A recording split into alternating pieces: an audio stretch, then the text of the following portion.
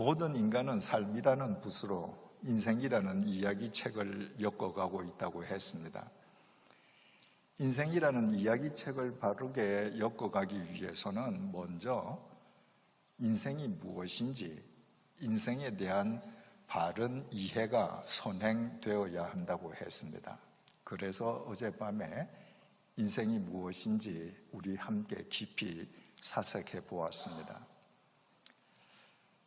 인간이 삶이라는 붓으로 엮어가야 될 인생 이야기 책의 핵심을, 그 이야기 책이 추구해야 할 핵심적인 단어를 두 단어로 표현한다면, 첫째는 사랑이 될 것이고 둘째는 섬김이 될 것입니다. 그래서 오늘 밤에는 우리 사랑에 대해서 함께 사색해 보고자 합니다. 이 세상에서 아무리 출세한 사람이라 할지라도 지금 그 인생이 사랑의 이야기로 엮어지고 있지 않다면 그 사람 인생은 하나님 앞에서 실패한 겁니다. 거꾸로 지금 세상적으로 볼 때에는 실패했고 세상적으로 볼 때에는 보잘것없는 사람이라 할지라도 그 사람의 매일매일의 일생이 주님 안에서 사랑의 이야기로 엮어지고 있다면 그 사람은 하나님 앞에서 지금 성공하는 삶을 살고 있습니다. 이건 제 얘기가 아닙니다. 제가 이렇게 단정하는 데에는 까닭이 있습니다. 우리가 믿는 하나님께서 사랑이시기 때문입니다. 요한 1서 4장 7절에서 8절입니다. 사랑하는 자들아, 우리가 서로 사랑하자.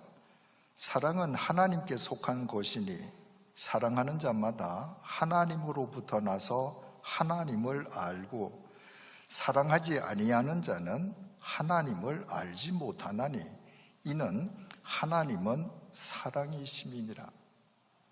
여러분, 하나님을 믿는 우리가 절대로 흘려버려서는 안 되는 말씀입니다. 쉽게 주석을 가하자면 지금 그 인생의 이야기가 사랑의 이야기책으로 엮어지고 있지 않다면 그 사람의 종교적인 열심이 가장 뛰어난다고 할지라도 그 사람은 하나님을 알지 못하는 사람이라고 하나님께서 단정하셨습니다. 왜? 여호와 나, 하나님 내가 사랑이기 때문이라는 것입니다. 하나님께서 우리를 대체 얼마나 사랑하셨습니까? 우리를 구원해 주시기 위해서 당신의 독생자를 십자가에 못 박아 죽이시기까지 우리를 사랑하셨습니다. 왜 그렇게 사랑하셨습니까? 우리로 하여금 서로 사랑하게 하심으로 다른 사람을 사랑하고 세상을 사랑하는 당신의 사랑의 통로로 사용하시기 위함입니다. 그렇다면 지금 우리는 어떻습니까? 우리는 우리 인생을 사랑의 이야기로 엮어가고 있습니까? 제가 두 가지 실례를 들어보겠습니다. 첫 번째 예입니다. 직장 생활을 하는 젊은이가 남자입니다. 젊은 나이에 아내를 잃었습니다. 어린아이를 남겨두고 아내가 세상을 떠난 것입니다. 여러분, 직장 생활하는 젊은 남자가 어린아이를 키우면서 직장 생활을 한다면 얼마나 힘겹겠습니까? 혼자서 아이를 키우면서 아내 없이 살아가는 자기의 애환을 담은 내용을 책으로 표현했습니다. 그 책 제목이 아내의 빈자리라는 책입니다. 그 책 내용 중에 제가 일부분을 지금 읽어드리겠습니다.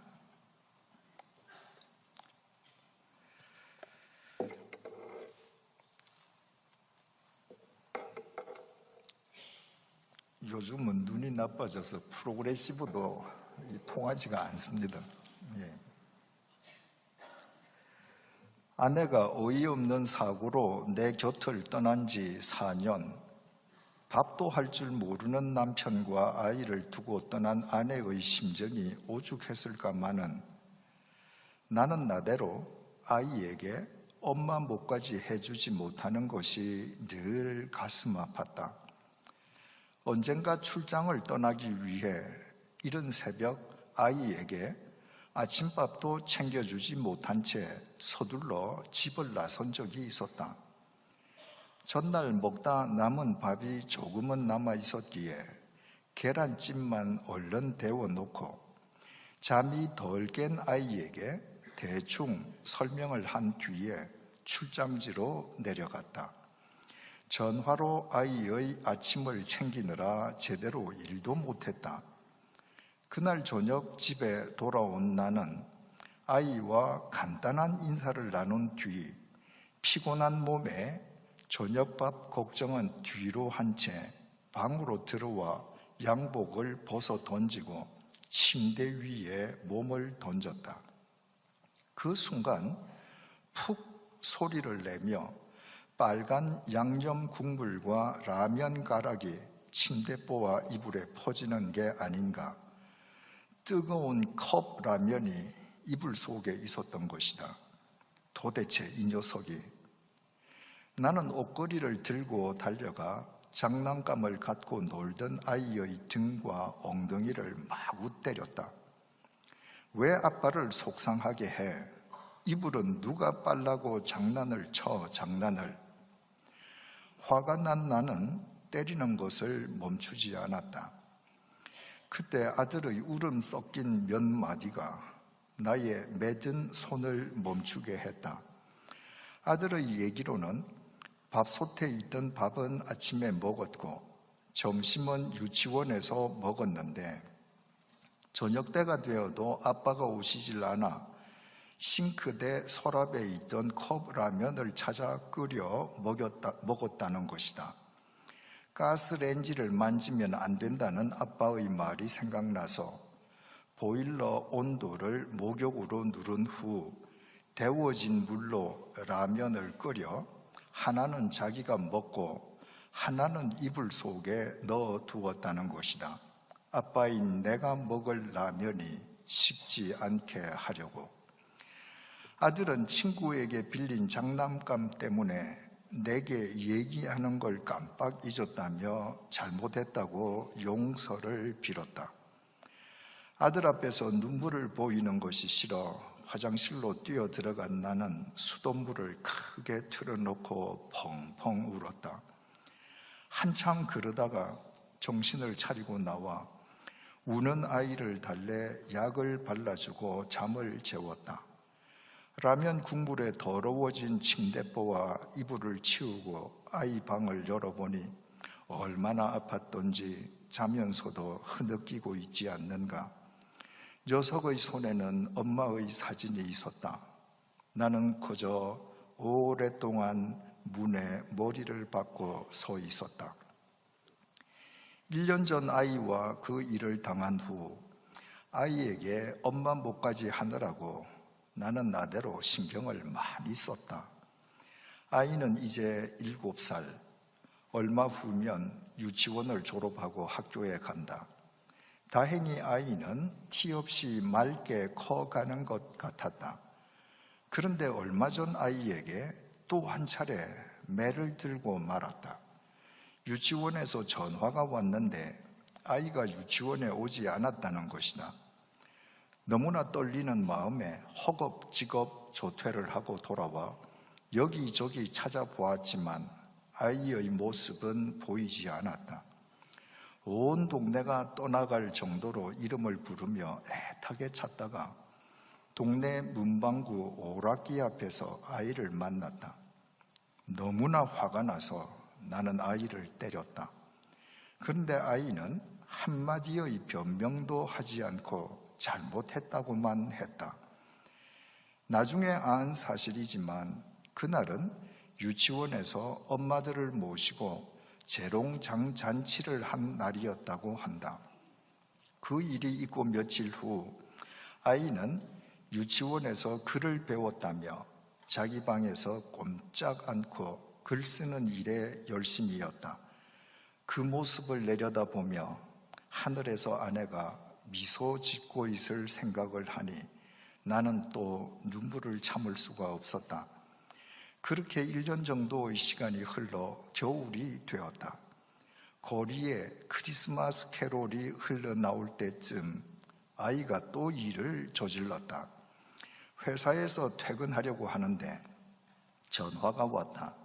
동네 우체국 직원이었는데 아이가 우체통에 주소도 안 쓴 장난 편지를 100통이나 놓는 바람에 바쁜 연말 업무에 지장이 많다는 것이다. 서둘러 집으로 간 나는 아이를 불러놓고 다시는 들지 않으려던 매를 또 들었다. 아이는 이번에도 잘못했다는 소리만 했다. 난 아이를 한쪽 구석에 밀쳐놓고 우체국에 가서 편지 뭉치를 받아왔다. 그 뭉치를 아이 앞에 던지며 도대체 왜 이런 장난을 쳤느냐고 다그쳤다. 그러자 아이는 울먹이는 소리로 대답했다. 엄마에게 편지를 보낸 거라고. 그 말을 듣는 순간 가슴을 저미는 듯한 슬픔이 내 눈시울을 적셨다. 하지만 아이가 바로 앞에 있는 터라 나는 아이에게 애써 눈물을 감추며 다시 물었다. 그럼 왜 이렇게 많은 편지를 한꺼번에 보냈느냐고. 그러자 아이는 우체통의 구멍이 높아 키가 닿지 않았는데 요즘 다시 써보니 우체통 입구에 손이 닿기에 여태까지 써왔던 편지를 한꺼번에 넣은 것이라고 했다. 난 아이에게 무슨 말을 해야 할지 막막했다. 잠시 후에 나는 이렇게 말할 수밖에 없었다. 엄마는 하늘에 계시니까 다음부터는 편지를 태워서 하늘로 올려보내. 아이가 잠든 후 나는 밖으로 나와 그 편지들을 태우기 시작했다. 아이가 엄마한테 무슨 얘기를 하고 싶었을까 궁금한 마음에 편지 몇 통을 읽었다. 그중 하나가 나의 마음을 또 흔든다. 보고 싶은 엄마에게 엄마, 오늘 유치원에서 재롱잔치를 했어. 근데 난 엄마가 없어서 가지 않았어. 아빠가 엄마 생각날까봐 아빠한테는 얘기 안 했어. 아빠가 날 찾으려고 막 돌아다녔는데 난 일부러 아빠 보는 앞에서 재미있게 놀았어. 아빠가 야단쳤는데 난 끝까지 얘기 안 했어. 엄마, 난 매일 아빠가 엄마 생각나서 우는 거 본다. 아빠도 나만큼 엄마가 보고 싶은가 봐. 근데 나 엄마 얼굴이 잘 생각 안 나. 내 꿈에 한 번만 엄마 얼굴 보여줘. 응? 보고 싶은 사람의 사진을 가슴에 품고 자면 그 사람이 꿈에 나타난대. 그래서 나 매일 엄마 사진 안고 자. 근데 왜 엄마 안 나타나? 응? 그 편지를 읽고 나는 또 엉엉 울었다. 도대체 아내의 빈 자리는 언제쯤 채워질까?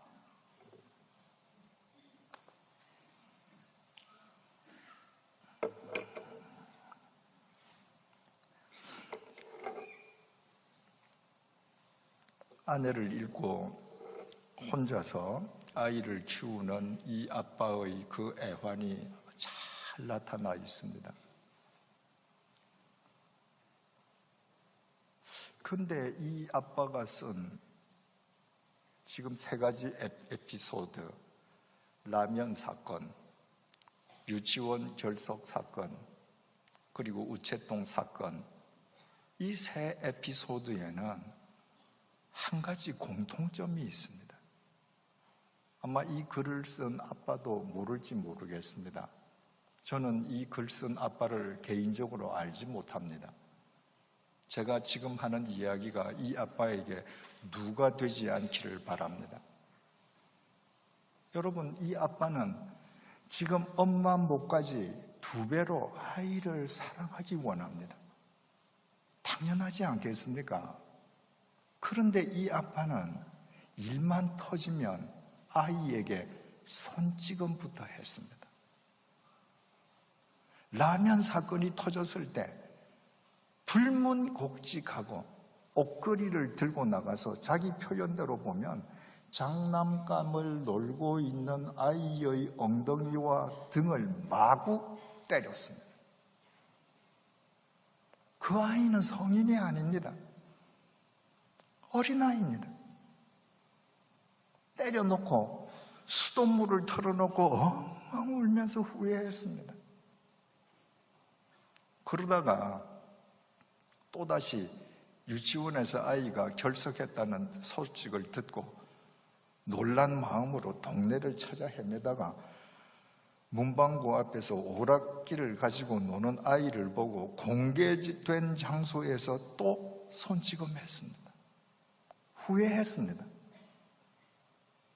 우체통 사건이 터졌을 때 또 손찌검했습니다. 여러분,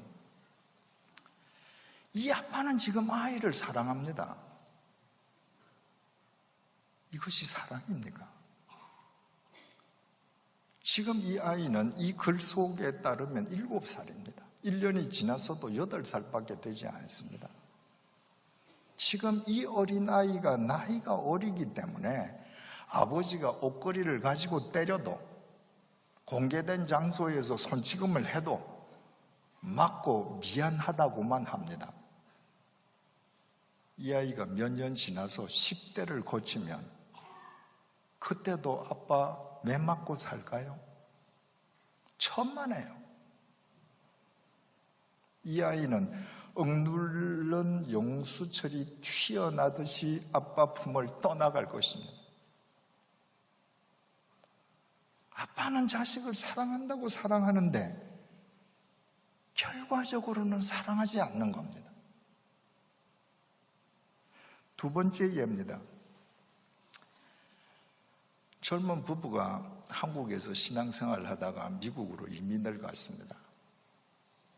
남편은 고학생 출신입니다. 촉망받는 엘리트였습니다. 부잣집 딸을 가리키기 위해서 가정교사로 들어갔다가 그 부잣집 딸하고 결혼했습니다. 하루아침에 이 고학생의 생활 수준이 급상승했습니다. 처갓집에서 사주는 좋은 집에 자동차를 타고 장인어른 회사에서 예전에 비해서 정말 호의호식했습니다. 그런데 그 장인 집에 들어가서 장인의 재산으로 호의호식하면서 사는 순간부터 아내와 그 패밀리가 이 남자에 대한 갑이 되어버렸습니다. 갑을관계가 되어버렸습니다.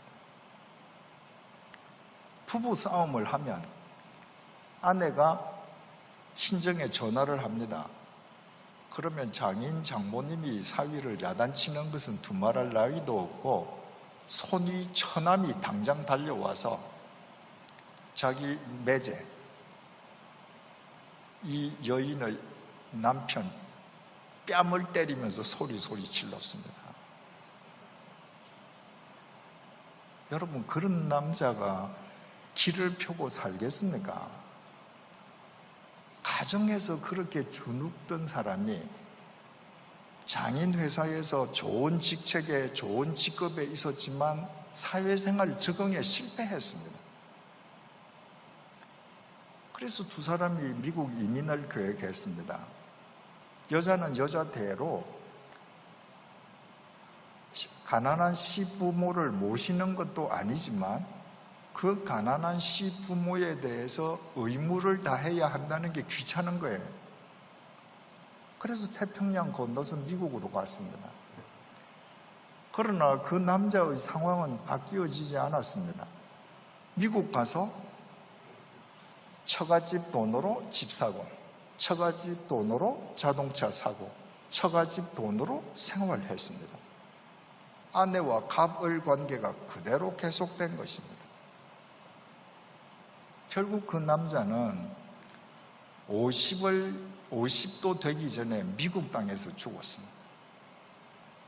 그로부터 몇 년이 지난 후에 제가 미국에 갔을 때 그 자매가 저를 만나고 마치 친정 식구를 만난 듯이 제 앞에서 엉엉 울었습니다. 남편이 죽고 나서 남편의 일기장을 본 겁니다. 자기의 갑질이 사랑이 아니었다는 것, 자기가 전도 유망했던 한 젊은 남자의 인생을 망쳤을 뿐만 아니라 죽였다는 죄책감에 몸을 떨고 있었습니다.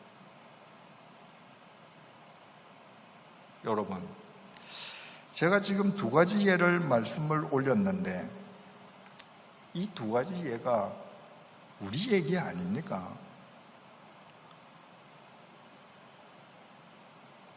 여러분들 가운데에, 우리 가운데에 사랑하지 않고 결혼한 남녀가 있습니까? 다 사랑해서 결혼하지 않았습니까?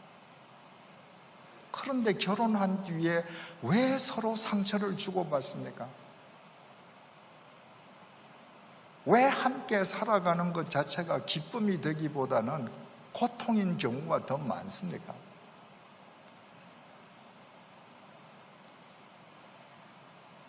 남편과 아내가 아이를 낳고 나서 이 아이를 위해서라면 내가 세상에서 무엇이든 다 해주겠노라고 그 아이에게 우리 다 사랑을 다짐하지 않았습니까? 근데 우리가 우리 자식들 바르게 사랑하고 있습니까? 아까 글에서 나온 그 아빠처럼 자기 이기심, 자기 중심적인 자애심, 편집증, 이런 것을 우리가 사랑이라고 오해하지 않습니까? 그래서 얼마나 많은 자식들이 사랑이라는 미명으로 부모로부터 상처받고 살아갑니까? 여러분들 가운데에서도 지금 다 성인이 되셨지만 어릴 때 10대, 20대를 지나면서 여러분들 부모로부터 얼마나 큰 상처를 받았습니까? 여러분들이 여러분 부모로부터 상처받은 만큼 여러분 자식도 여러분들로부터 상처받으리라는 생각은 왜 못하십니까?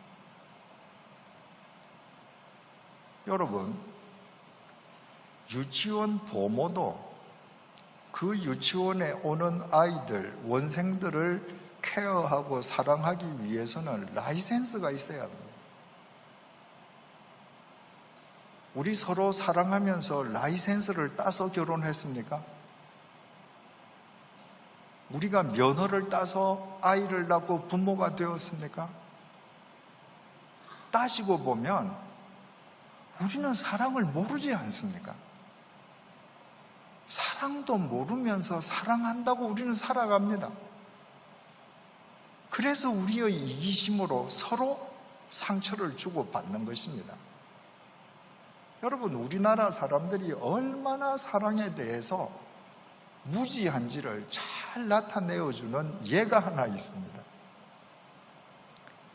요즘 고속도로를 지나가면서 화장실에 들어가 보십시오. 예전에 없던 화장실이 하나 생겨 있습니다. 뭐지요? 가족 사랑 화장실입니다.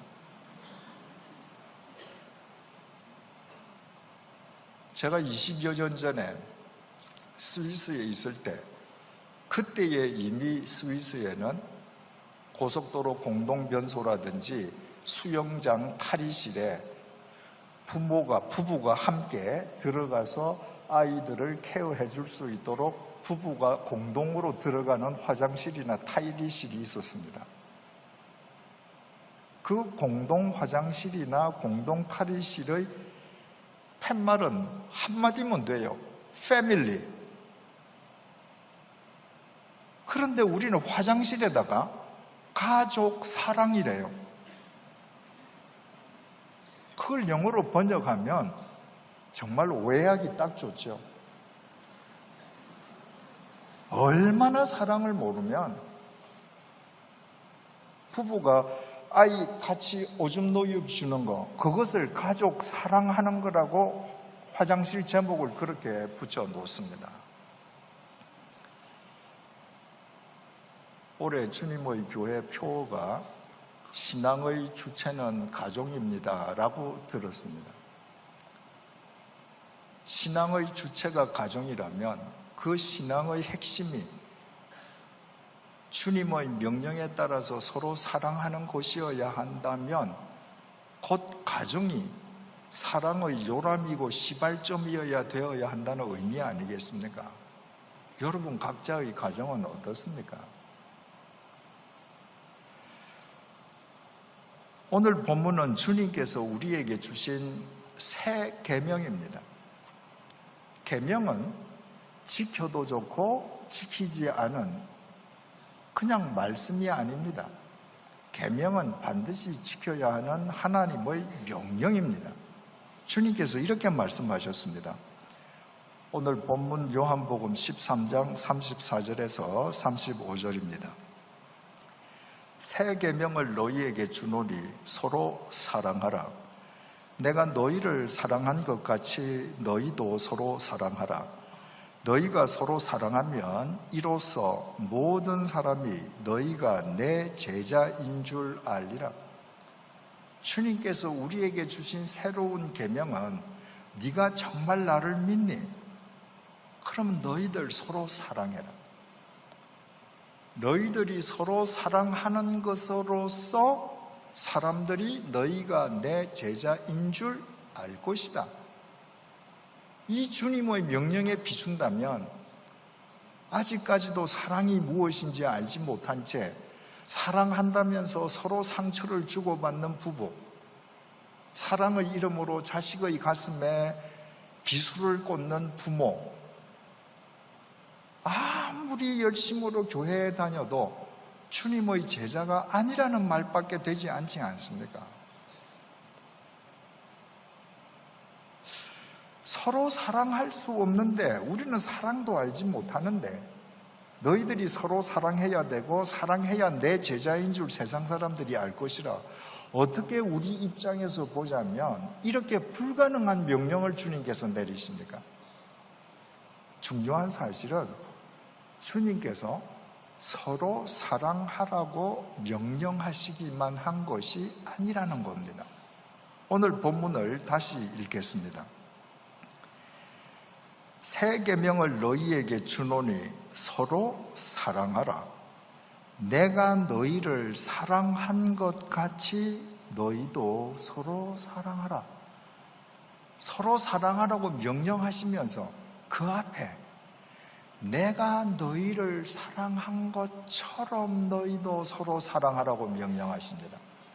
주님께서 우리를 사랑하신 그 사랑을 본받아 그 사랑을 힘입어 그 사랑을 의지해서 그 사랑의 능력으로 서로 사랑하라는 겁니다. 우리끼리는 불가능합니다. 그러나 우리를 사랑해 주신 그분의 사랑을 힘입으면 서로 사랑할 수 있다는 겁니다. 그렇다면 삼위일체 하나님께서 도대체 우리를 어떻게 사랑해 주셨습니까?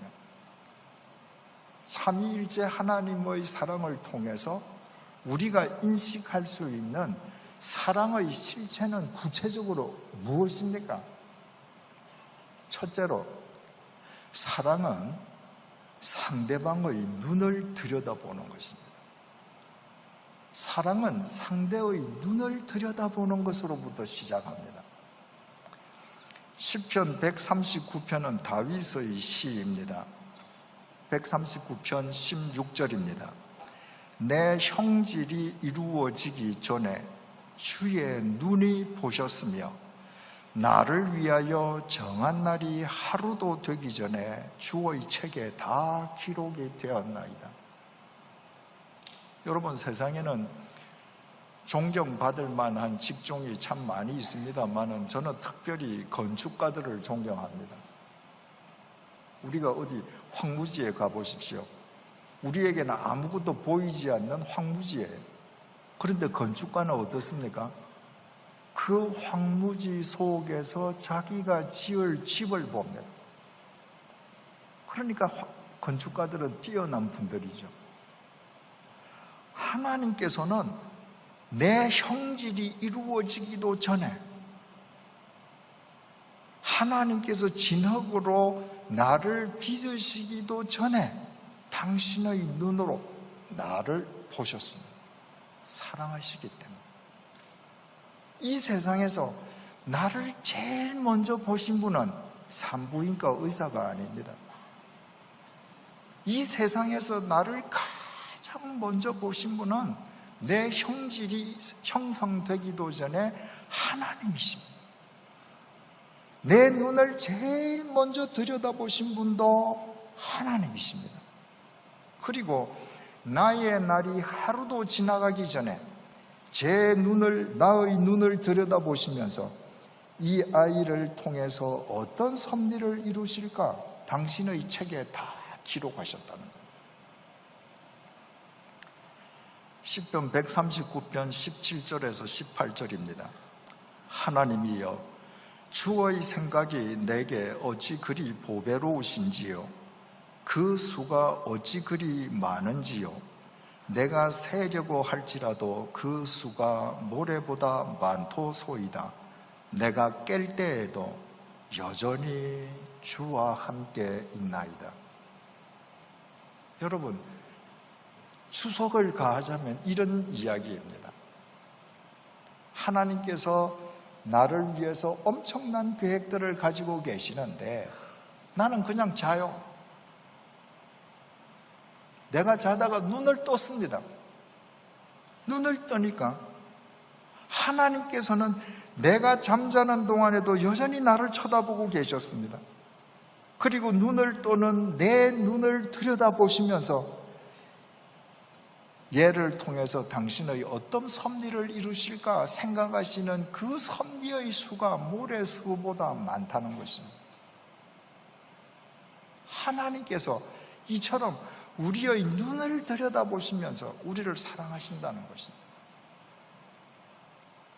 예수님께서 십자가에 못 박혀 돌아가시기 전에 소위 최후의 만찬 예식을 마가의 다락방이라고 불리는 다락방에서 가지시지 않았습니까? 그 만찬을 끝내시고 주님께서 겟세마네 동산으로 기도를 하러 가십니다. 이제 십자가 죽음을 놓고 절체절명의 순간에 하나님 앞에 기도드리기 위함이었습니다. 그때 제자들도 함께 따라갑니다. 마태복음 26장 30절을 보면 그들이 찬미하면서 감람산으로 나아가니 이렇게 기록되어 있습니다. 그들이 3인칭 복수형입니다. 그래서 적지 않은 사람들이 예수님께서 제자들과 함께 그들이 감람산으로 가면서 즐겁게 유월절 축제 노래를 불렀다고 생각합니다. 그건 잘못된 생각입니다. 사복음서는 한 번도 예수님과 제자를 한데 묶어서 그들이라고 표현한 적이 없습니다. 주님이신 예수님을 어떻게 제자들과 한데 묶어서 그들이라고 하겠습니까? 사복음서가 예수님과 제자들을 동시에 칭할 필요가 있을 때에는 예수와 그 제자들, 항상 예수님은 따로 떼어서 표현했습니다.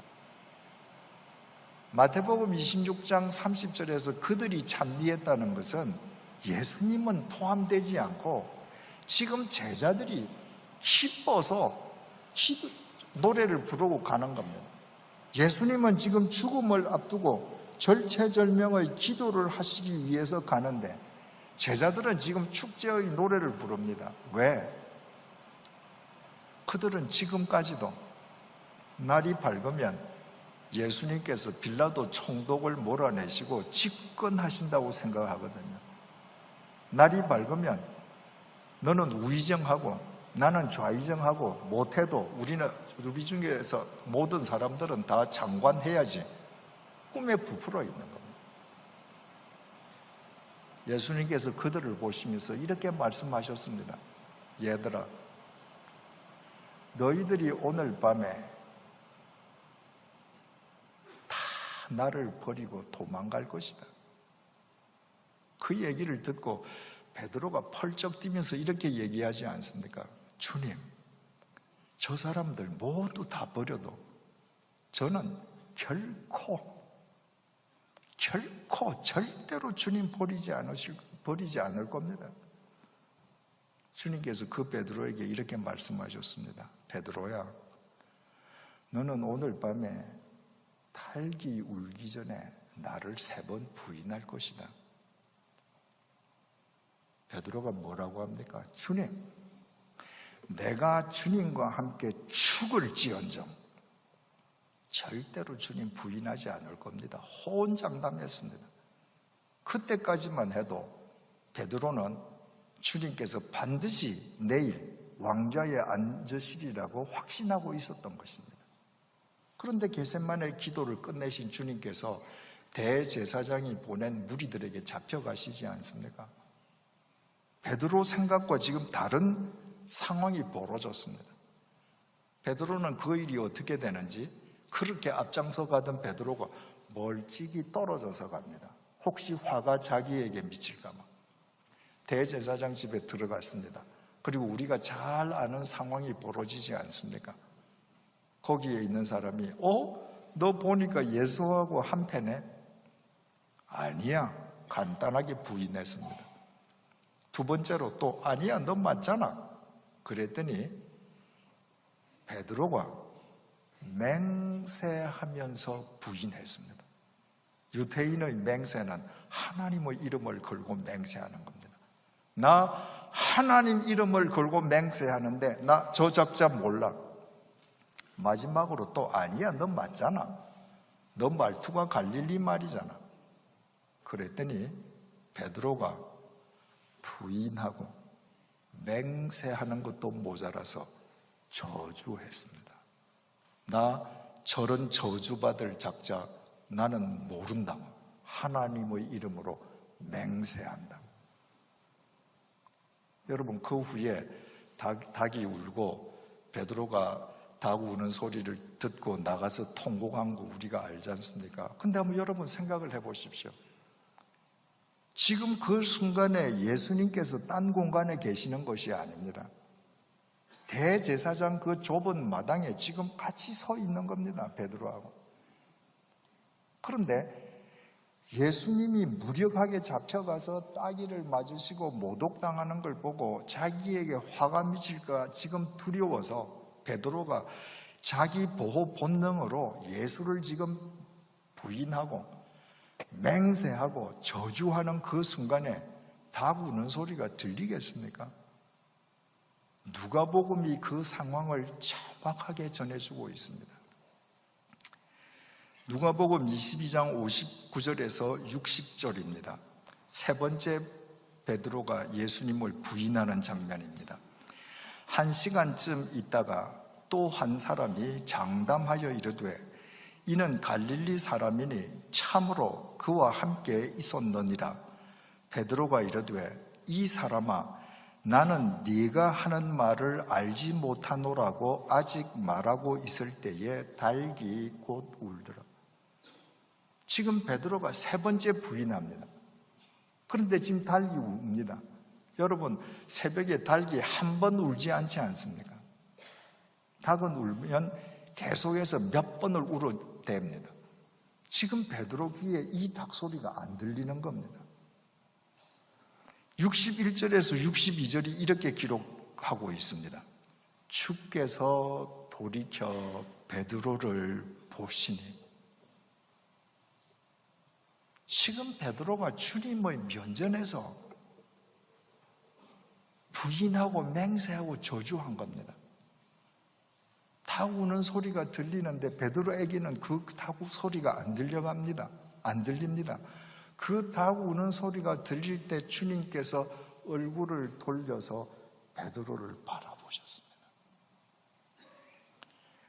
주께서 돌이켜 베드로를 보시니 베드로가 주의 말씀 곧 오늘 닭 울기 전에 네가 3번 나를 부인하리라 하심이 생각나서 밖에 나가서 심히 통곡하니라. 베드로는 닭 우는 소리를 듣고 통곡한 것이 아니라 자기를 바라보시는 주님의 눈을 보고 닭 울음소리가 귀에 들리게 되었습니다. 자, 그 장면을 여러분 한번 머릿속에 그려보십시오. 베드로가 지금 세 번째 저주까지 하면서 부인합니다. 닭 우는 소리가 납니다. 베드로는 그 소리 지금 전혀 인지하지 못합니다. 그때 예수님께서 고개를 돌려서 베드로를 봅니다. 제가 내게 있는 곳이라는 책에도 이 장면을 썼습니다만은, 만약에 여러분들께서 이런 상황이시라면 베드로를 쳐다보는 눈이 어떤 눈이겠습니까?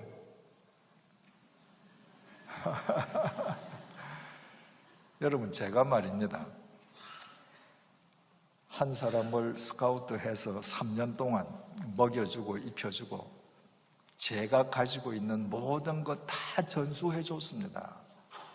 그런데 결정적인 순간에 그 사람이 공개된 장소에서 저를 부인하고 맹세하고 저주까지 했습니다.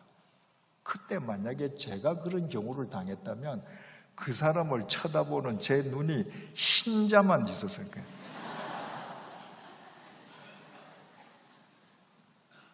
만약에 베드로를 쳐다보는 예수님의 눈이 흰자만 있었으면 베드로 귀에는 절대로 닭소리가 들리지 않았을 것입니다.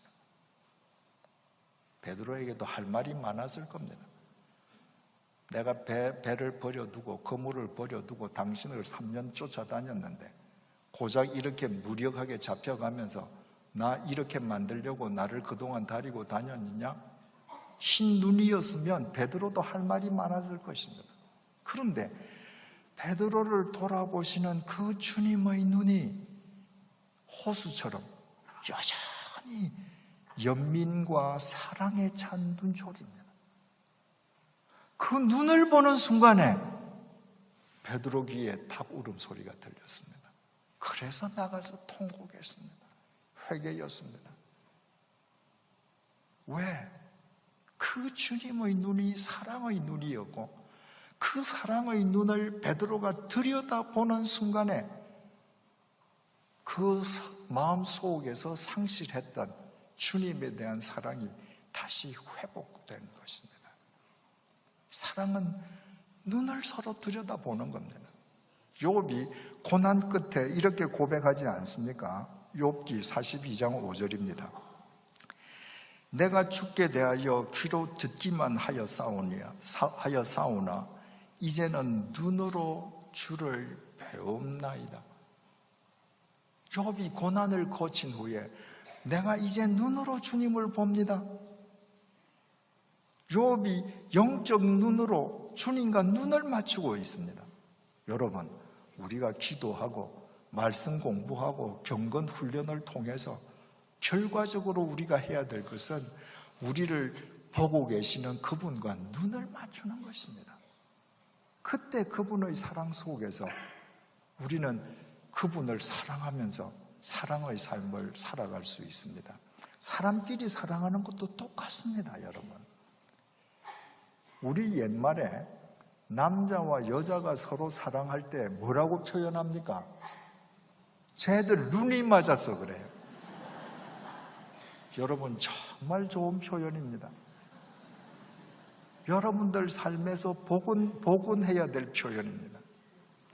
눈이 맞았다는 이 표현이 사랑을 가장 적절하게 표현해 주기 때문에 눈이 맞는 것부터 사랑이 시작되거든요. 그래서 외국에도 이런 표현이 있는가? 제가 공부한 프랑스어에는 이런 표현이 없습니다. 혹시 영어에는 이런 표현이 있는가? 그래서 구글 번역기에다가 제가 그 남자와 그 여자는 서로 눈이 맞았다 이러고 한글을 쳤습니다. 그랬더니 영어가 순식간에 나왔습니다. The man and woman were in the snow.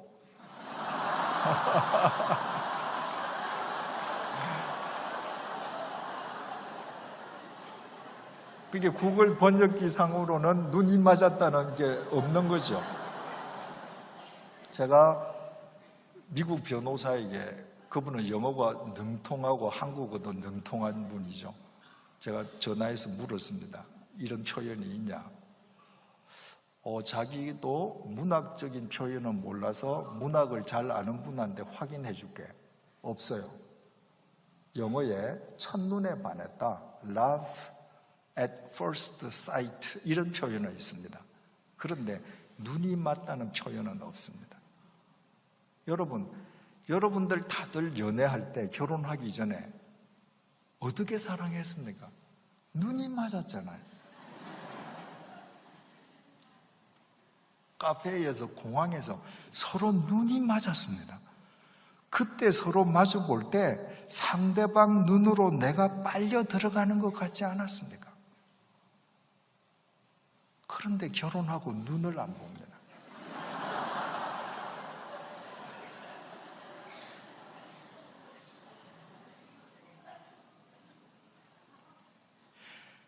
이야기하는데요, 눈을 보는 것 같은데 이마를 보거나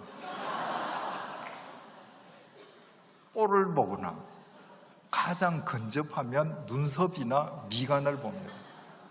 눈을 안 봅니다. 그러니까 같이 살면서 사랑과 무관한 관계가 된다. 여러분, 상대방의 눈을 들여다본다고 하는 것은 상대의 심중까지를 꿰뚫어 보면서 말로 발설되지 아니한 상대의 그 속의중까지를 읽는 것을 의미합니다. 여러분, 시인이 밤을 새웁니다. 뭘 하려고요?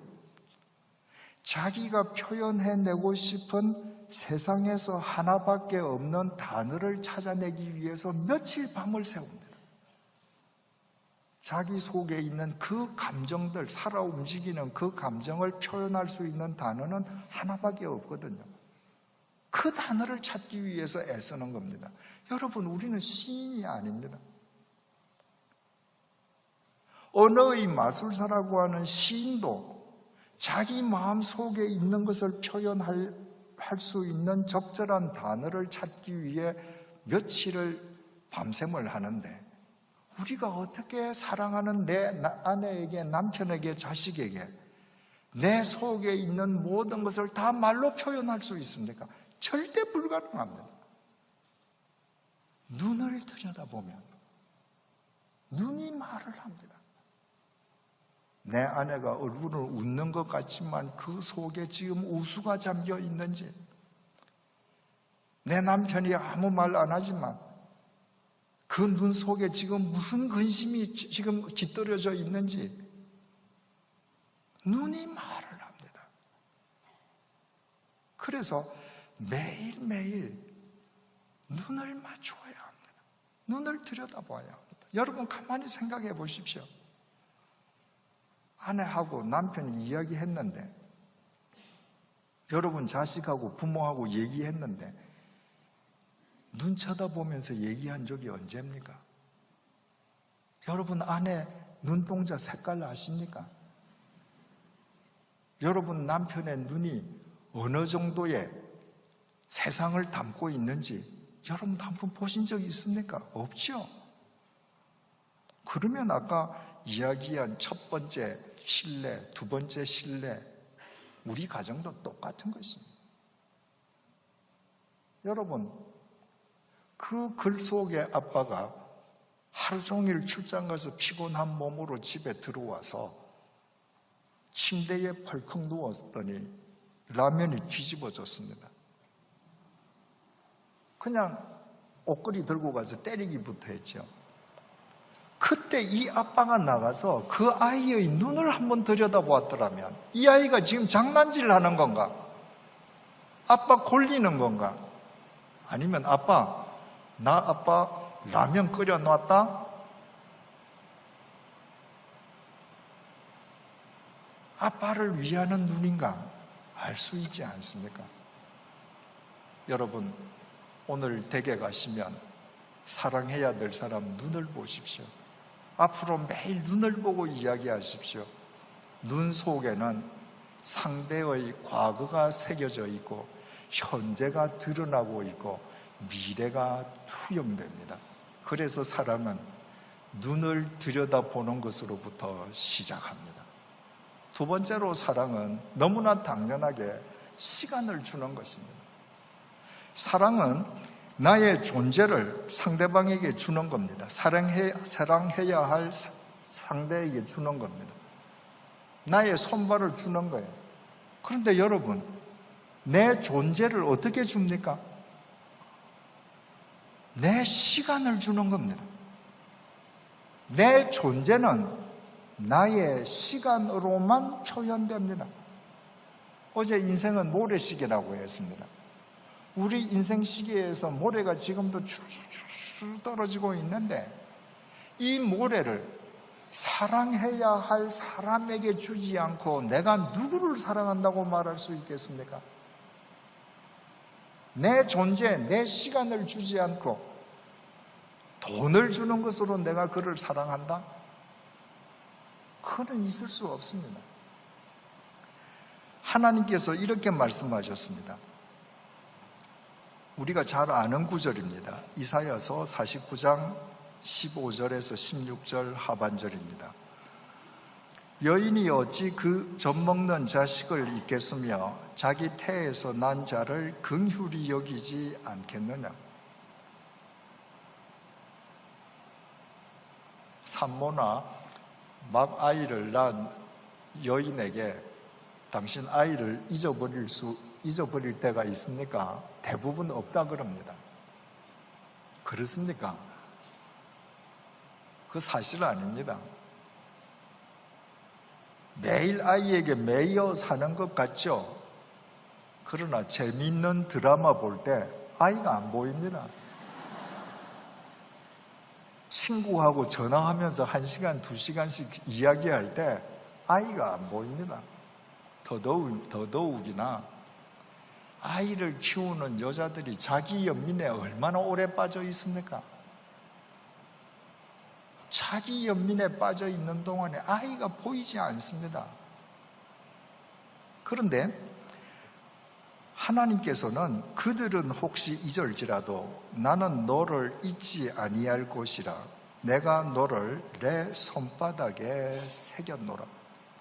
하나님께서는 우리 각자의 이름을 손바닥에 쓰시면 지워지니까 지워지지 않도록 우리의 이름을 손바닥에 새겨 놓으시고 우리를 잊지 아니하신다. 당신의 전 존재를, 당신의 모든 시간을 우리에게 개별적으로 다 주시는 것입니다. 여러분, 로고스이신 성자 하나님 예수 그리스도께서 육신을 입고 인카네이션 이 땅에 오셨습니다. 뭘 주시기 위해서? 당신의 전 존재를 우리에게 주시기 위해, 당신의 시간을 우리에게 송두리째 주시기 위해 오셨습니다. 그 주님께서 부활 승천하시면서 마태복음 마지막 장 마지막 절에 뭐라고 말씀하십니까? 볼지어다 내가 세상 끝날까지 너희와 항상 함께 있으리라. 당신의 영으로 당신의 전 존재를, 당신의 모든 시간을 우리에게 주신다는 겁니다. 오늘 여러분들의 이해를 쉽게 해드리기 위해서 제 경험을 이야기 드리는 걸 양해해 주시기 바랍니다. 아주 예전에 제가 주님의 교회를 목회할 때 저희 집에는 아이들 4명에 또 저희 어머님 그리고 어머님께서 3년 동안 누워 계실 때에는 또 어머님을 도와주시는 분, 그래서 여러 명이 살았습니다. 제 처가 동시에 가장 많은 콜을 받은 것이 9콜을 받았다는 거예요. 지금 동시에 아이가 울어요. 그 순간에 전화벨이 울립니다. 그 순간에 시어머니가 야야 하고 부르십니다. 그 순간에 초인종이 울려요. 그 순간에 지금 냄비가 끓으면서 지금 넘쳐납니다. 어디를 가야 합니까? 인간은 한 군데밖에 못 갑니다. 그 상황에서 가장 급하다고 생각되는데 한 군데의 부름에 응하면 8군데는 응하지 못하는 겁니다. 그런데 어떻게 하나님께서 우리 개개인과 전부 다 함께 하시고 당신의 시간을 우리 개개인에게 주실 수 있습니까? 하나님은 시간과 공간을 초월하는 영이시기 때문입니다. 그래서 당신의 전 존재를, 당신의 전 존재인 시간을 우리 개개인에게 송두리째 주시면서 우리를 사랑해 주십니다.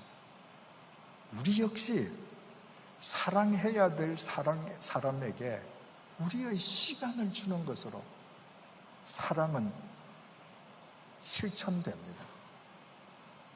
제가 주님의 교회를 목회할 때 제 집이 강북 합정동에 있지 않았습니까? 목회 말년에 강남 YMCA 뒤에 잠깐 집을 얻어서 주중에 그 집에서 살던 때를 제외하고는 매일 새벽에 강남 YMCA로 와서 새벽 기도회를 하면 끝나는 순간부터 그냥 근무를 시작했습니다. 그리고 밤 11시 넘어서 집에 들어가는 날이 태반이었습니다. 제가 집에 들어가면 제일 먼저 하는 일이 있었습니다. 넥타이도 풀기 전에 식탁에 앉아서 제 처의 이야기를 듣는 거였습니다. 제가 밖에 나와서 목회를 한다고 애쓰는 만큼 제 처는 가정주부로서 아이를 키우고 시어머니 모시고 집안일이 있지 않습니까? 하루에 어떤 일이 있었고 또 남편에게 하고 싶은 말, 그 모든 말이 끝나야 저는 넥타이를 풀고 잠을 잤습니다. 어떤 때는 밤 12시를 넘길 때도 있죠. 저는 내일 새벽에 나가야 되는데 그래도 끝까지 들었습니다. 저는 제 아내를 위해서 시간을 주지만 제 아내는 저를 위해서 자기 시간을 준 겁니다. 그래서 저는 강남이라는 공간에서 목회 사역을 하고 제 처는 강북 합정동이라는 공간에서 주부로 일하지만 그 밤에 서로 시간을 주고받음으로 각각 다른 공간에서 다른 일을 한 우리 둘이서 한 인생을 공유할 수 있었던 것입니다. 제가 아이가 4명이 있다 보니까 늘 아이들과 만나서 밥을 먹거나 이야기하거나 항상 집단적으로 하게 됩니다. 아이들하고 개별적인 관계를 맺기가 참 어려운 거예요. 그래서 언제부턴가 제가 시간이 나면 아이들과 한 명씩 돌아가면서 데이트를 했습니다. 명동에 데리고 가서 칼국수도 먹고 명동 뒷골목에서 산 낙지도 먹고 코스모스 백화점 계단에 앉아서 행인들을 보면서 이야기도 하고 아이들 어릴 때 다 그렇게 개별적으로 그 아이들을 위해서 시간을 줬습니다. 쟤는 사내 아이만 4명이니까 그 아이들이 군을 갈 때 저는 아이들에게 이렇게 얘기했습니다. 남의 집 아들들한테 진 빚을 당당하게 가서 갚고 와라. 이 나라의 안보는 수없이 많은 집 아들들이 그동안 수고한 덕분에 지켜졌다. 특히 한국 전쟁 때 수없이 많은 아들들이 피 흘리면서 죽었다. 그래서 우리나라가 지켜졌다. 이제 너는 우리 집안을 대표해서 그동안 남의 집 아들들에게 진 빚을 네가 가서 갚고 와라. 우리 집을 대표해서 빚 갚으러 가는데 그냥 보낼 수 없지 않습니까? 그래서 군에 가는 아이들하고는 꼭 제가 어떻게든 시간을 내어서 이틀 정도 함께 여행을 했습니다. 국내 여행을 하고 빚 갚으러 보냈습니다. 제가 작년에 칠순을 했는데 가족들이 다 모여서 아빠에게 무엇이 가장 감사했는지 아이들이 돌아가면서 한 가지씩만 얘기를 하기로 했는데 제일 큰 아이가 자기가 어릴 때 자기를 위해서 개인적으로 시간을 내어서 아빠가 데이트해주고 자기가 군에 가기 전에 이틀 동안 시간 내어서 여행해 준 거, 그게 감사하다고 했습니다. 여러분, 하루는 24시간이고 1440분입니다. 1440분 되는 이 긴 분 중에서 여러분이 사랑해야 될 사랑 대상에게 진심으로 몇 분이나 주고 있습니까? 그 시간을 주는 것이 사랑입니다. 세 번째로 사랑은 무한 신뢰입니다. 내가 믿을 수 없는 상황 속에서도 내가 믿는 것입니다. 그것이 사랑입니다. 어제도 말씀드렸습니다마는 사울이라고 하는 교회를 짓밟던 사람이 다메섹에 있는 그리스도인들을 체포하기 위해서 대제사장으로부터 공문을 받아서 다메섹을 향하지 않습니까? 그 다메섹 도상에서 주님께서 핀셋으로 그 사울을 집어내셨습니다. 바울이죠. 주님을 만나는 순간에 바울이 시력을 상실했습니다. 주님께서 아나니아라는 선지자에게 너 지가에 있는 유다라는 사람 집에 가서 사울이라는 사람, 그 사람 안수해서 눈을 뜨게 해줘라. 아나니아가 주님에게 이렇게 말을 합니다. 사도행전 9장 13절에서 14절입니다. 주여, 이 사람에 대하여 내가 여러 사람에게 듣사온즉 그가 예루살렘에서 주의 성도에게 적지 않은 해를 끼쳤다 하더니 여기서도 주의 이름을 부르는 모든 사람을 결박할 권한을 대제사장들에게서 받았나이다. 쉽게 풀이하면 어떤 얘기입니까? 주님께서 그 작자를 모르시는군요. 그 작자는 몹쓸 작자입니다. 교회를 짓밟던 폭도고 지금 우리를 해치기 위해서 여기 왔습니다. 그 작자는 차라리 시력을 상실한 채로 살아가게 하시는 게 교회를 위해서 더 낫습니다. 이 말이에요. 예수님께서 사도행전 9장 15절을 통해 이렇게 말씀하십니다. 가라, 이 사람은 내 이름을 이방인과 임금들과 이스라엘 자손들에게 전하기 위하여 택한 나의 그릇이다. 여러분, 이방인, 임금, 이스라엘 자손, 그러면 세상 사람 다예요. 지금 바울은 아직 회개하지 않았습니다. 바울이 주님 앞에 무릎 꿇고 내가 주님 앞으로 돌아갑니다라고 선포하지 않았습니다. 그런데 주님께서 먼저 바울을 믿고 계십니다. 아나니아는 저 사람 폭도입니다. 안 됩니다. 그러는데 예수님께서 아니다. 저 사람은 내가 내 이름을 위해서 택한 나의 그릇이다. 무한 신뢰입니다. 그 주님의 무한 신뢰 속에서 우리가 아는 바울이 존재할 수 있었던 것입니다. 여러분, 누가복음에 탕자의 비유가 나오지 않습니까? 그 탕자의 아버지가 돌아간 탕자를 받아줬는데 그 탕자의 아버지가 위대하다면 왜 위대합니까? 그 탕자의 아버지 어떤 부분이 위대합니까? 아버지 재산 절반을 마치 자기 권한처럼 달라고 독촉해서 들고 나가서 허랑방탕에서 다 날렸습니다. 그리고 돼지가 먹는 먹이도 먹을 수가 없이 자기 배가 골아서 죽을 지경이 되니까 아버지 집 찾아왔습니다. 그래서 아버지가 받아줬습니다. 그게 위대합니까? 여러분이면 그렇게 안 하겠습니까? 그 자식이 내 재산 반을 허비하고 아무리 미워도 잘못했다고 돌아오면 내가 품어주는 거, 그거 아버지 아닙니까? 보통 아버지 다 할 수 있는 것 아닙니까?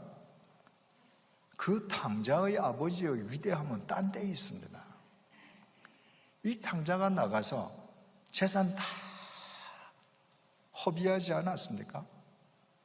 돼지를 치면서 돼지 먹이를 또 먹을 수가 없게 되지 않았습니까? 그래서 이제 자기 집으로 갑니다. 자, 그러면 그 탕자의 모습을 한번 머릿속에 그려보십시오. 아버지 재산 절반 받아서 그 집에서 나갈 때는 부잣집 아들 풍채를 그대로 지니고 있습니다. 아버지 재산 다 말아먹고 짐승 먹이도 먹지 못해서 돌아올 때는 피골이 상접한 거지에 옷은 넝마하고 똑같습니다. 아버지는 세월이 흘렀는데도 부잣집 아버지 그대로입니다. 아버지는 외형이 하나도 변화되지 않았습니다. 그러면 부잣집 아들로 나갔다가 피골이 상접한 거지로 오는 이 아들이 변함없는 아버지를 알아보는 게 쉽겠습니까? 부잣집 아버지가 부잣집 아들로 나갔다가 거지로 돌아오는 아들을 자기 아들로 알아보는 게 쉽겠습니까? 전자입니다. 그런데 성경은 뭐라고 기록되어 있습니까? 이 아들이 거지가 되어서 아버지 집으로 오는데 아버지가 나를 받아줄까? 아니면 나를 내팽개치고 야단치실까? 지금 가슴 두근두근 하면서 옵니다. 근데 아직도 거리가 먼데 아버지가 그 아들을 먼저 알아봤습니다. 아들은 아직 아버지를 보고도 못 알아봅니다. 아버지가 그 아들을 알아보고 뛰어가서 아들 목을 잡고 울면서 환영했습니다. 왜? 그 아버지는 매일 기다렸거든요. 그 아버지는 믿고 있는 겁니다. 그 아버지는 이 자식이 재산 반을 달라고 해서 가지고 나갈 때부터 그래, 네가 내 재산 반을 탕진해도 너는 이 과정을 거쳐서 다시 돌아올 줄로 믿는다. 그래서 매일 기다린 겁니다. 그래서 그 아들을 알아보시고 그 아들을 품는 그 사랑에 둘째 아들이 새로워지는 것입니다. 여러분, 이것이 사랑입니다. 사랑은 믿지 못할 사랑 속에서도 사랑해야 될 대상이기 때문에 내가 믿는 겁니다. 사랑장인 고린도전서 13장 7절이 이렇게 증언합니다. 사랑은 모든 것을 참으며 모든 것을 믿으며 모든 것을 바라며 모든 것을 견디노니라. 사랑은 참고 바라고 견디는데 거기에서 키워드는 믿는 것입니다.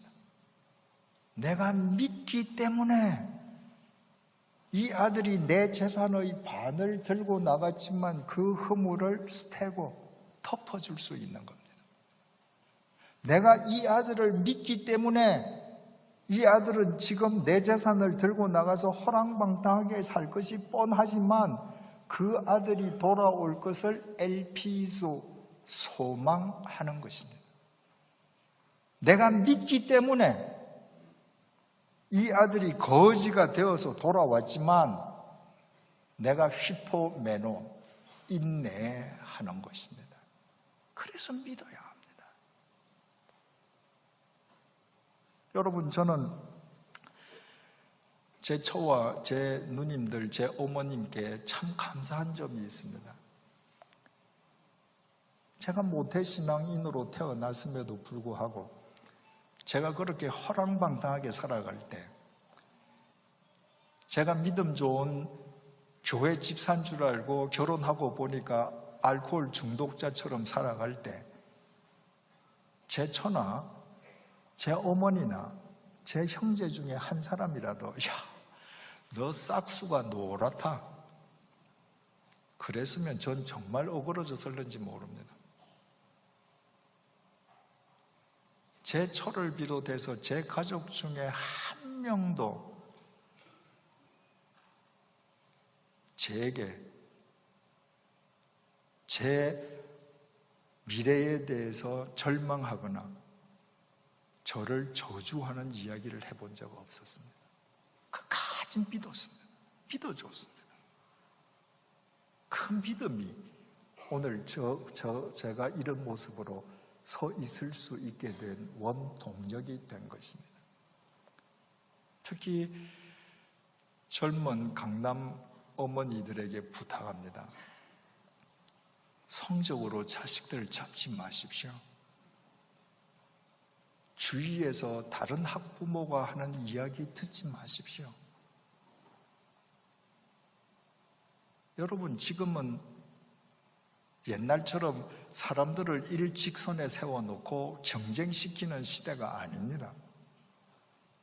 일직선에 내 자식을 세우면 내 앞에 누군가는 있습니다. 평생 내 아들로 하여금 내 앞에 있는 누군가에 대해서 박탈감을 느끼고 열등감을 느끼면서 살게 하는 것이 직선 위에 놓는 것입니다.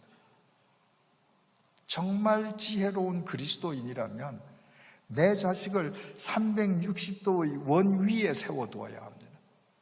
일직선이 아니라 내 자식이 가고 싶어하는 방향으로 가게 해줘야 합니다.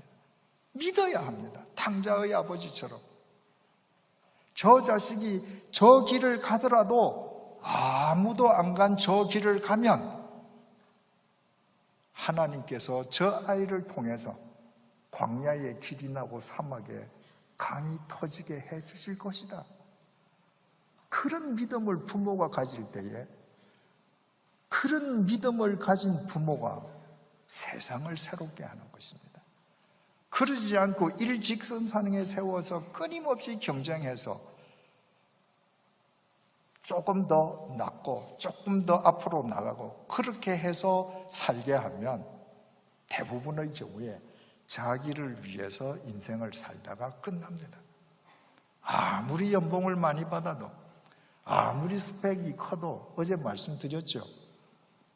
기여하지 않는 인생은 세상에 오물만 더 버리다가 끝납니다. 믿어야 합니다. 무한 신뢰가 사랑입니다. 마지막으로 사랑은 중단 없는 자기 투쟁입니다.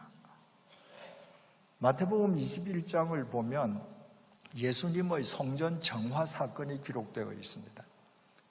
예수님께서 예루살렘 성전에 들어가셨는데 성전을 장사꾼들이 장악하고 있습니다. 주님께서 그 장사꾼들을 몰아내시면서 내 아버지의 집은 만민이 기도하는 집인데 너희들이 강도의 소굴로 만들었다고 소리 치시지 않았습니까? 그것을 성전 정화 사건이라고 하는데, 그 성전, 마태복음 21장의 성전 정화 사건은 예수님께서 십자가에 못 박히시기 닷새 전에 있었습니다. 그러니까 예수님의 공생의 제일 마지막 순간에 있었던 일입니다. 그런데 요한복음 2장을 보면 똑같은 성전 정화 사건이 또 기록되어 있습니다. 요한복음 2장은 예수님 공생에 시작하자마자의 시기입니다. 예수님께서 공생애를 시작하자마자 제일 먼저 하신 일 가운데 하나가 예루살렘 성전에 가서 성전을 정화시키셨습니다. 그리고 3년 후에 공생애를 마무리하시면서 또 가셨을 때 또 오염되어 있는 걸 보시고 그 성전을 정화시키셨습니다.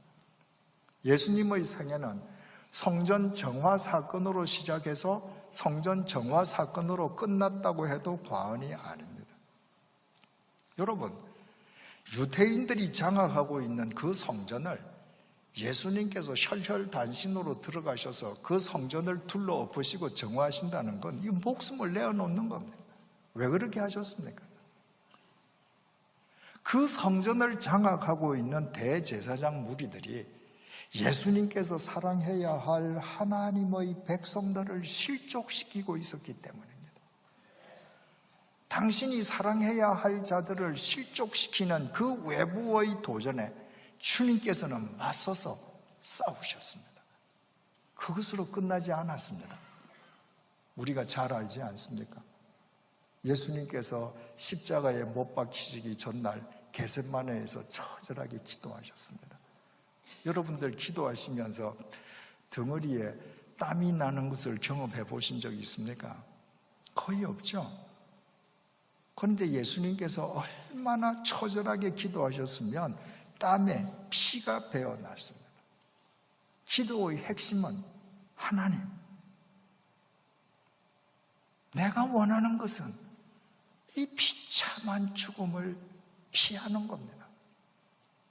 그러나 내 원대로 말고 아버지 원대로 하십시오. 그 피눈물 나는 기도를 통해서 예수님께서 이제 가자 하고 십자가의 죽음을 향해 걸어가십니다. 그 겟세마네의 기도는 예수님 당신 자신과의 투쟁이었습니다. 십자가를 져야 함에도 불구하고 십자가를 지고 싶지 않은 당신 자신과 투쟁하신 것입니다. 그 투쟁에서 예수님께서 이기셨습니다. 그래서 십자가의 제물이 되어주시고 우리를 구원하셨습니다. 여러분, 아까도 사랑장을 이야기했는데 고린도전서 13장 6절이 이렇게 정의합니다. 불의를 기뻐하지 아니하며 사랑은 불의를 기뻐하지 아니하며 진리와 함께 기뻐하고 진리로 인해 기뻐한다는 것입니다. 여러분, 여러분의 남편이 정상적으로 한 달에 얼마를 벌 수 있는가 다 아시죠? 그 금액 넘어서 가지고 오면 뭔가 이상한 거 아닙니까? 그때 그 금액을 좋아라고 받으면 불의를 기뻐하는 거예요. 그때 남편으로 하여금 우리 이렇게 살지 마십시다. 그것이 진리로 인해 기뻐하는 것입니다. 왜 사랑은 불의를 기뻐하지 않고 진리로 인해 기뻐하는가? 아까 서두에 말씀드렸듯이 하나님께서 사랑이시기 때문입니다. 하나님께서 사랑이신데 사랑의 속성이 불의일 수가 있겠습니까? 그래서 하나님의 사랑은 언제나 하나님의 정의와 함께 갑니다. 하나님의 사랑과 하나님의 정의는 동전의 양면입니다. 하나님의 사랑의 또 다른 이름은 하나님의 정의고 하나님 정의의 또 다른 모습은 하나님의 사랑입니다. 사랑이 배제된 정의는 폭력이고 우리 많이 경험했습니다. 정의가 결여된 사랑은 마약입니다. 그건 믿음이 아닙니다. 그래서 하나님의 사랑은 언제나 하나님의 정의를 수반하는 것, 그것이 공의입니다. 여러분, 배워서 아시겠습니다만은 헬라어로 죄를 하마르티아라고 하지 않습니까? 하마르티아라고 하는 것은 관역에서 벗어났다는 걸 의미합니다. 제가 지금 저기에 네모로 뻥 뚫려 있는 저것을 관역으로 삼아서 지금 화살을 제가 저 관역을 겨냥해서 당긴다고 합시다. 근데 제 시위를 떠난 화살이 저 관역을 벗어났다고 합시다. 뭐가 잘못됐나요? 저 관역이 잘못됐습니까? 아닙니다. 제 겨냥이 잘못됐습니다. 그러므로 저 관역을 맞추려고 하면 저 관역 탓을 할 게 아니라 제가 바르게 조준해야 합니다. 여러분, 우리가 하나님과 바른 관계를 맺는다고 하는 것이 하나님과 의로운 관계를 맺는다는 것은 하나님과 바른 관계를 맺는 것이고 하나님을 우리 삶의 관역으로 삼고 살아가는 것인데 이 세상은 나를 내가 사랑하는 사람을 하나님께 조준하지 못하도록 실족시키는 도전들이 있습니다. 내 사랑하는 사람을 바르게 사랑하기 위해서 그 도전절에 내가 맞서야 합니다. 사랑은 내가 희생하고 내가 헌신하는 것입니다. 그 희생과 헌신을 피하고 싶은 겁니다. 피하고 싶어하는 나 자신과 싸워 이겨야 합니다. 그래서 우리는 사랑해야 될 대상을 바르게 사랑할 수 있습니다. 우리의 사랑은 언제나 바른 길 위에서의 사랑, 바른 길을 향한 사랑, 바른 길에 의한 사랑이기 때문입니다. 그래서 바울은 자기가 사랑해야 할 대상을 실족시키는 외부의 도전에 맞섰습니다. 수많은 모함을 당하면서도 맞섰습니다. 뿐만 아니라 죄성을 가진 인간 자기가 하나님의 소명이 아니라 자기 편한 대로 살고 싶어하는 자신과 싸워서도 이겼습니다. 그래서 바울이 이렇게 고백하지 않습니까? 로마서 7장 18절에서 25절을 세 번역으로 읽어드리겠습니다. 나는 내 속에 곧 내 육신 속에 선한 것이 깃들여 있지 않다는 것을 압니다. 나는 선을 행하려는 의지는 있으나 그것을 실행하지는 않으니 말입니다. 나는 내가 원하는 선한 일은 하지 않고 도리어 원하지 않는 악한 일을 합니다. 내가 해서는 안 되는 것을 하면 그것을 하는 것은 내가 아니라 내 속에 자리 잡고 있는 죄입니다. 여기에서 나는 법칙 하나를 발견하였습니다.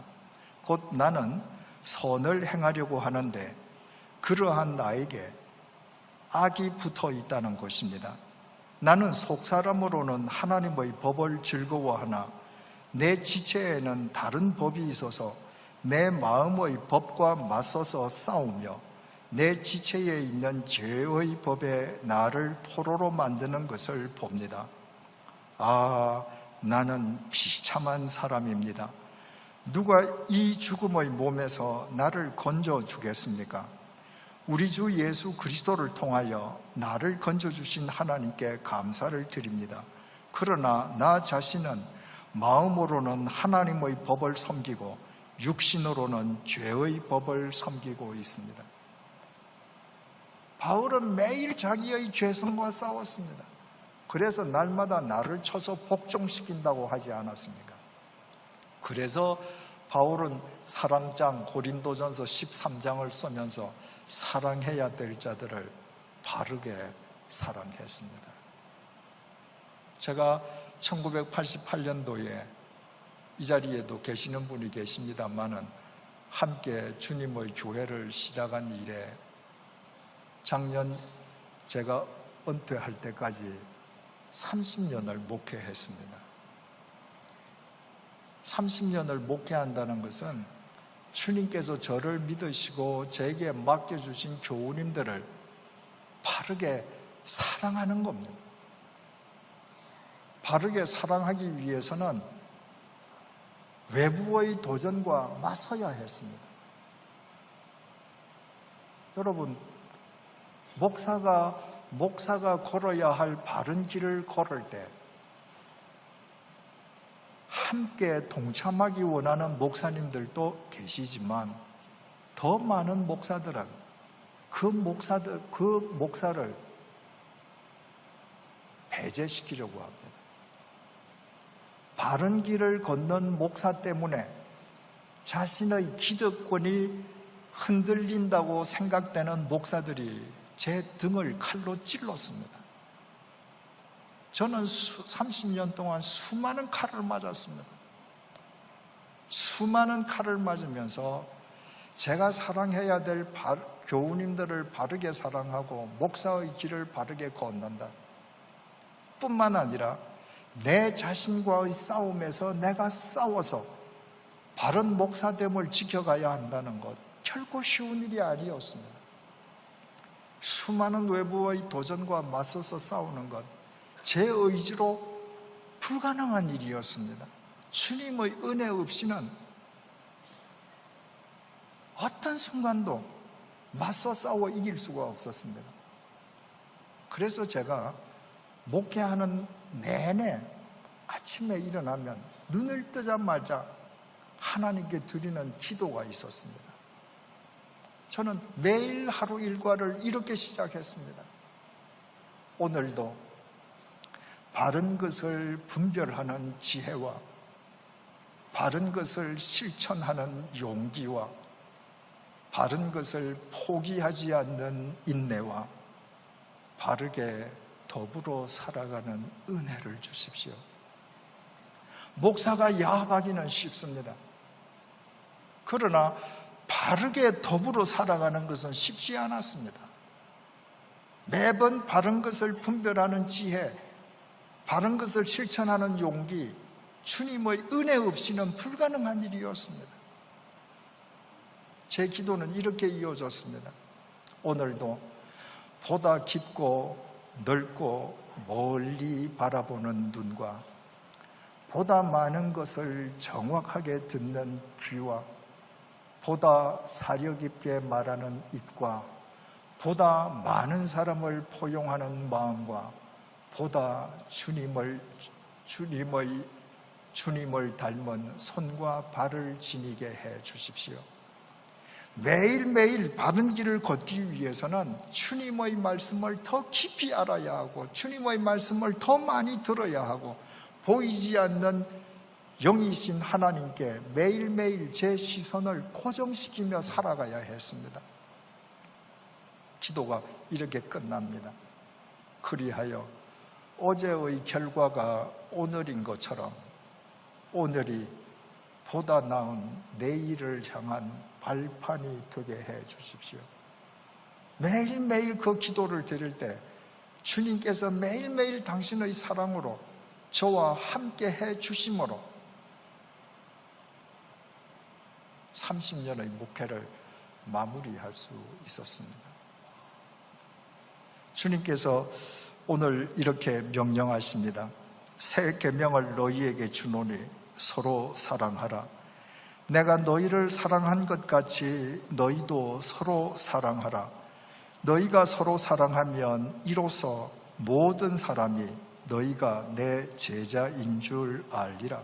주님께서 우리를 어떻게 사랑하셨다고 했습니까? 주님께서 우리의 눈을 들여다보시고 우리의 속마음까지 헤아려 주실 정도로 우리를 사랑하셨습니다. 당신의 전 존재를, 당신의 전 시간을 우리에게 송두리째 주셨습니다. 내가 주님께 등을 돌리고 주님을 배신하고 있을 때에도 주님께서 우리를 무한 신뢰해 주셨습니다. 우리를 사랑해 주시기 위해서 외부의 도전에 맞섰을 뿐만 아니라 십자가의 죽음을 자치하시기 위해 겟세마네에서 자기와의 투쟁을 이기심으로 우리를 사랑해 주셨습니다. 그분이 그 사랑으로 우리와 함께하고 계십니다. 그 사랑을 힘입어서 너희도 서로 사랑하라는 것입니다. 마지막 간증을 드리는 것으로 끝내겠습니다. 작년 11월 18일 날 제 목회가 막을 내렸습니다. 11월 17일이었습니다. 토요일이었습니다. 제가 11월 초에 시골로 이사를 먼저 갔습니다. 그래서 퇴임하기 전 일주일 동안은 서울에서 교회가 마련해 준 숙소에 있었습니다. 11월 16일 날 금요일 날 고별 설교 초안을 다 만들었습니다. 토요일 11월 17일 날 이제 마지막 설교를 마무리하기 위해서 숙소에서 노트북을 켰습니다. 제가 사용하는 노트북은 애플사가 만든 맥 프로라는 겁니다. 열었는데 부팅이 안 되는 거예요. 창이 뜹니다. 시스템 업그레이드 중에 컴퓨터를 강제로 종료를 시켜서 오류가 생겼다는 겁니다. 몇 번을 강제로 끄고 다시 켜고 다시 했는데도 부팅이 안 돼요. 애플 제품을 쓰시는 분들은 아시겠지만 애플 제품들은 보안이 까다롭습니다. 업그레이드가 굉장히 많습니다. 아마 금요일 날 제가 설교 초안을 준비하는 동안에 저도 모르게 아마 업그레이드가 되고 있었던가 봅니다. 근데 제가 그걸 모르고 꺼버린 거예요. 그 시스템 오류가 생긴 겁니다. 지금 내일 30년 목회를 마무리하는 고별 설교를 해야 하는데 이 참 보통 문제가 아니죠. 제가 100주년 기념교회 전문가에게 전화를 했습니다. 그 창에 떠 있는 그 공지문을 제가 사진을 찍어서 문자로 보내면서, 자, 내 지금 맥 프로 화면에 이런 공지문이 떠서 오류가 생겨서 작동이 안 된다는데 이거 어떻게 해야 합니까? 첫 마디가 초기화 해야 됩니다. 얼마 전에도 다른 교구 목사님이 똑같은 일을 당해서 초기화했는데 그 이외에는 방법이 없습니다. 초기화하면 시간이 얼마나 걸립니까? 최소 3시간에서 5시간입니다. 초기화하면 맥 프로만 초기화하는 것이 아니라 제가 설교하기 위해서 작성하고 사용하던 모든 앱 파일들 다시 다 로그인하고 다 받아야 되지 않습니까? 그러니까 길게는 5시간까지 걸린다는 겁니다. 제가 맥 프로를 들고 교회 가서 전문가 만나서 초기화하고 5시간 걸려서 오면 저녁이에요. 어떡합니까? 제가 만일의 경우를 대비해서 시골집에서 서울로 올 때 그 맥 프로 노트북하고 이 아이패드를 들고 왔습니다. 그래서 이제 할 수 없다. 아이패드로 해야지. 아이패드를 켜서 설교문을 지금 이제 조율을 하는데, 여러분 아시다시피 노트북보다 아이패드는 참 불편합니다. 여러 가지 기능이 제한적입니다. 제가 이 불편한 아이패드로 설교문을 조율을 하다가 불현듯이 이런 생각이 들었습니다. 하나님께서 보고 계시는데, 하나님께서 알고 계시는데, 내가 이제 30년에 걸친 목회를 마무리하게 하신 분이 주님이신데, 주님께서 나로 하여금 이렇게 맥 프로는 고장나고 아이패드로 불편하게 마지막 설교문을 완성하게 하실까? 제 속에서 믿음이 쑥 올라왔습니다. 제가 아이패드를 덮어놓고 맥 프로에 손을 얹었습니다. 주님 아시죠? 제가 다시 켭니다. 이 맥 프로로 제 퇴임 설교 마무리하게 해주십시오. 열었습니다. 아무 일도 없었다는 듯이 부팅이 됐습니다.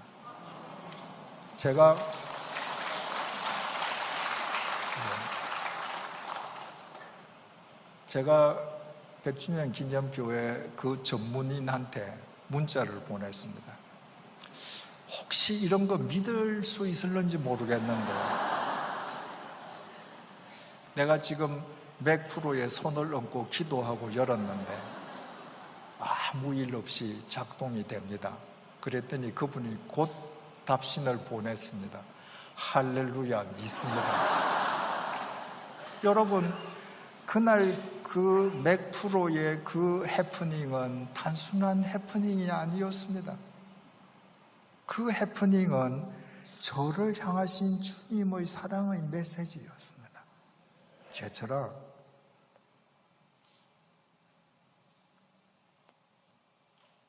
내 30년 동안 너 이렇게 사랑했어. 너 이렇게 함께 해준 거야. 주님의 그 사랑으로, 그 사랑을 힘입어서 저는 30년 동안 사랑해야 될 교우님들을 사랑하며 살았습니다. 제가 주님의 교회에서 목회할 때 강북이 제 집 아닙니까? 새벽 기도에 오기 위해서 알람을 켜야 되는데 10년을 살다 보면 알람의 배터리가 떨어지는 날도 있지 않습니까? 제가 잊어버리고 알람을 세팅하지 않는 날도 있지 않습니까? 제가 깨야 될 시간에 창문 밖에서 제쳐라 부릅니다. 눈을 떠요. 알람시계 배터리가 다 떨어졌습니다. 창문 열면 아무도 없습니다. 하나님께서 깨우시는 거예요. 어떤 날은 창문을 밖에서 막 흔들어 주셔요. 그 소리에 깹니다. 그 주님의 사랑을 힘입어서 저같이 무능력하고 부족하고 허랑방탕했던 사람들이 여러분을 사랑하면서 30년의 목회를 마무리할 수 있었습니다. 여러분, 그 하나님의 사랑이 지금 여러분들과 함께하고 계십니다. 그 사랑을 힘입으십시오. 그 사랑 속에 거하십시오. 그 사랑으로 여러분이 사랑해야 될 사람의 눈동자를 들여다보면서 살아가십시오. 그 사랑을 힘입어서 사랑해야 될 사람에게 오늘부터 여러분의 시간을 드리십시오. 사랑해야 될 대상이 지금 비록 여러분의 기대와 예상을 벗어나 있다 할지라도 주님께서 우리를 믿어주셨던 것처럼 무한 신뢰하십시오. 그 사람을 바르게 사랑하기 위해 하나님의 정의를 세우기 위해 그 사람을 무너뜨리려는 외부의 도전에 맞서시고 그에 대한 사랑의 의무를 다하지 않으려는 내 자신과 맞서서 싸우십시오. 우리가 그렇게 살아갈 때 우리가 세상에서는 보잘것없는 사람이라 할지라도 우리가 겪어가는 인생 이야기책은 멋진 서사책이 될 것입니다. 저는 그 주님의 사랑에 감사하기 위해서 제 시골집 이름을 제 아내와 의논해서 서사집이라고 지었습니다. 오늘 본문의 명령을 따라서 서로 사랑하는 집. 여러분들이